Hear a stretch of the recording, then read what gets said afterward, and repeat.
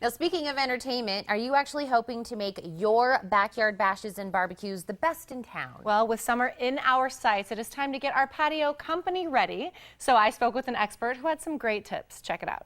Well, with summer just a few short weeks away, people all over the country are gearing up for a season of backyard barbecues. But if you've noticed that your patio is closer to purgatory than it is to paradise, then we've got the help that you need. Allen Lyle, TV handyman and co-host of the TV show Today's Homeowner, has some great ideas to make your patio go from boring to bravo. Allen, thank you so much for joining me this morning. Oh, glad to be here, Heather. Now, Allen, I love the idea of turning our backyard into the paradise oasis that we've always dreamed of. Where can we start? Start with location. Decide where you want it. Now, it doesn't have to necessarily be right outside the back door. It's a good place for it, but you may have an existing deck just on the other side of it. Even a far corner of the yard doesn't matter. Anywhere you want. But if you're starting from scratch, Heather, I always recommend that you use a paver to create what you want, because they're easy to use and you can build more than just a patio. We've got a nice patio here made from pavers, including these planter boxes. But Heather, you're going to love this one. Look here.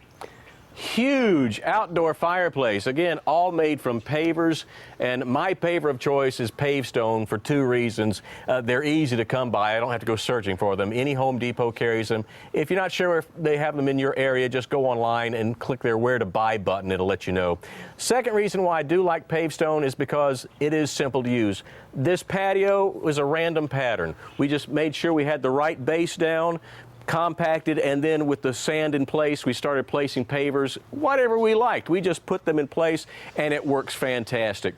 But when you get with something like the planter box or this fireplace, they do give plans for you. It's easy to follow the instructions. You place it down one layer at a time. And Heather, there's no mortar in here. This is solid because I've just used plain construction adhesive between each layer, and it looks great. Allen, I have to admit to you, I just added pavers to my backyard last week. We absolutely love them. Now, what if somebody already has like a concrete patio? What are some ways they can spruce up their yard?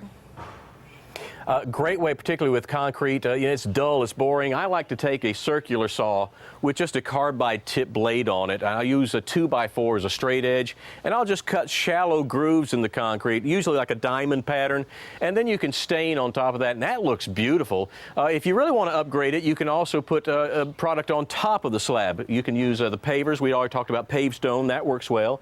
You can use brick.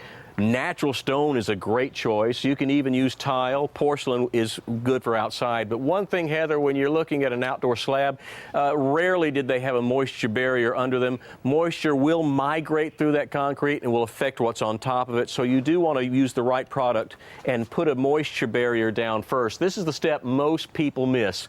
Put a moisture barrier down before you put anything else in place. This is from Custom Building Products. You can get the moisture barrier, the modified mortar, the grout, even sealer if you're using natural stone, all from Custom Building Products, available at the Home Depot.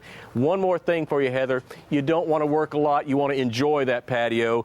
Let your mower work for you. I just got this. I have to show this off because I just got it for my house. It's Toro's new all-wheel drive. It's a recycler. All-wheel drive means any terrain, it's going to work great. The recycler, I can go from a bag to recycle with the flip of a switch, but here's what I like about it, the personal pace system. If I'm in a really rush mood or I've got a lot of energy, push down all the way, it's going to go fast. If I'm feeling a little sluggish that weekend, pull back a little bit. This mower goes at my pace. I don't have to go at the mower's pace. Allen, some really great tips for our viewers this morning. I love that you walk us through step by step and make sure we don't miss any of those important steps. Where can we go for more information? Go to todayshomeowner.com. We've got lots of videos and articles online, all designed to help you have the best looking house on the block. Well, Allen, thank you so much for joining us this morning. All right, Heather. And stay where you are. The Morning Blend will be right back after this.